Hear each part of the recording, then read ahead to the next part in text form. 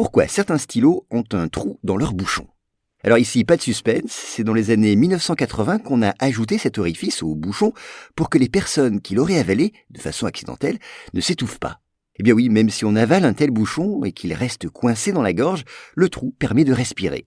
Grâce à lui, la situation médicale reste certes urgente, mais pas désespérée. Et les plus attentifs d'entre vous auront également remarqué un autre trou, cette fois-ci situé sur le corps du stylo.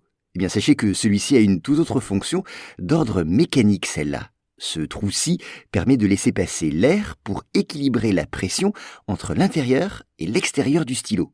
Car sachez que quand on écrit, c'est bien l'air qui pousse l'encre qui sort du stylo à billes. Donc si ce trou latéral n'existait pas, l'encre ne sortirait tout simplement plus de la mine.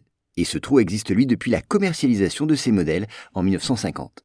Voilà, sachez en outre que les stylos Bic ont été lancés en France par Marcel Bic, mais qui s'écrit B-I-C-H, cette même année, après qu'il eut acheté le brevet du stylo bille à un Hongrois. À cette époque, ce stylo bille, c'était tout simplement le seul stylo qui permettait d'écrire de façon régulière et propre, grâce à sa bille ronde.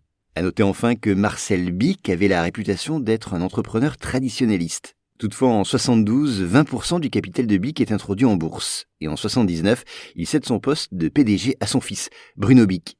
Sa disparition en 1994 ouvre une succession complexe à ses 11 enfants, nés de 3 unions, mais malgré ce, le contrôle du capital de Bic est demeuré familial. Voilà pour cet épisode. S'il vous a plu, sachez que j'en publie plusieurs par jour sur mes podcasts Choses à savoir. Je mets tous les liens en description. Merci.